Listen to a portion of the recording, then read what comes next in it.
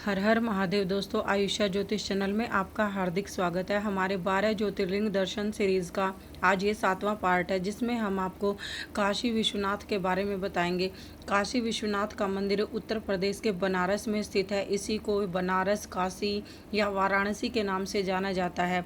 काशी के बारे में यह मान्यता है कि यह भगवान त्रिशूल के शंकर के त्रिशूल पर टिकी हुई है और प्रलय काल में भी इस जगह का विनाश नहीं होगा।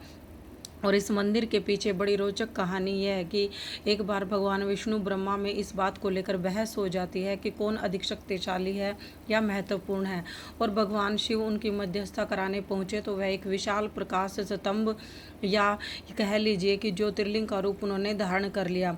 अब ब्रह्मा और विष्णु इसके स्रोत और ऊंचाई का पता लगाने के लिए गए तो ब्रह्मा जी आकाश में चले गए और भगवान विष्णु एक शूकर का रूप धारण करके पृथ्वी के अंदर खुदाई करने लगे।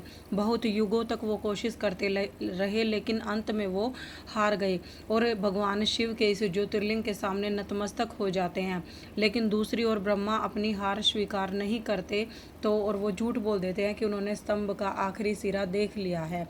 तब भगवान शिव उन्हें शाप दे देते हैं कि उनकी पूजा कभी नहीं होगी। इसीलिए आप लोग देखेंगे कि ब्रह्मा जी का हमारे भारत में कोई मंदिर नहीं है, बस एक राजस्थान के पुष्कर में ही उनकी पूजा की जाती है। और इस प्रकार से काशी विश्वनाथ मंदिर में फिर भगवान शिव सदा के लिए यहीं पर रहने के लिए आ गए। और एक मान्यता ये भी है कि माता पार्वती जब अपने पिता के घर रहती हैं तो वो भगवान शंकर से प्रार्थना करती हैं कि शादी के बाद लड़की अपने ससुराल जाती हैं तो मुझे भी अपने ससुराल जाना है। फिर माता पार्वती को लेकर भगवान शिव सर्वप्रथम काशी में ही आए थे और इसीलिए यहाँ पर माता पार्वती के साथ भगवान शंकर की पूजा होती है। एक दूसरा मंदिर भी है जो कि BHU में है, बनारस हिंदू यूनिवर्सिटी में है, और उसका निर्माण बिरला जी के द्वारा करवाया गया था। तो जब आप वाराणसी जाएं तो इन दोनों मंदिरों के दर्शन करें, तब आपको इसका पूरा फल मिलेगा, क्योंकि दूसरे मंदिर का महत्व भी उतना ही है जितना कि प्राचीन काशी विश्वनाथ मंदिर का है।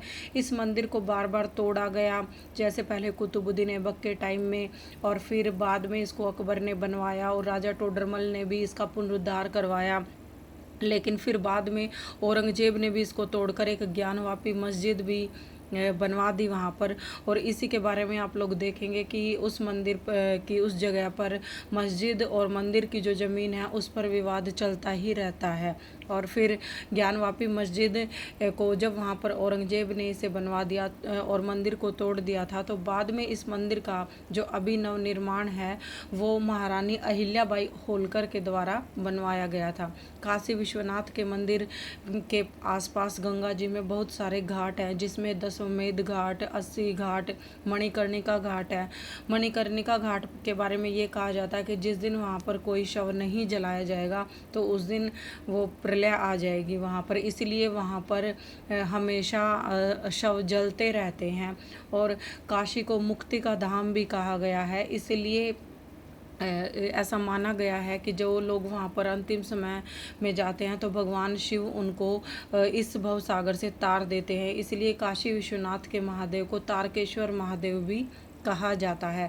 और इसी मान्यता को लोग मानते हुए कि उनका जन्म मरण से बंधन छूट जाएगा, कुछ लोग अपने अंतिम दिनों में काशी में भी चले जाते हैं। काशी विश्वनाथ मंदिर के दर्शन के लिए आप किसी भी तरीके से जा सकते हैं, और बनारस वैसे भी बहुत ही खूबसूरत शहर है। आप वहाँ पर गंगा आरती भी देख सकते हैं। आप फ्लाइट से जाइए या ट्रेन से भी जा सकते हैं बनारस में, और वहाँ की गंगा आरती जो कि 80 घाट या विभिन्न घाटों पे होती है वो भी बहुत प्रसिद्ध है। तो दोस्तों, आज की सीरीज़ में हमारा काशी विश्वनाथ मंदिर के बारे में इतना ही। मिलते हैं फिर किसी नए ज्योतिर्लिंग दर्शन के साथ। हर हर महादेव दोस्तों।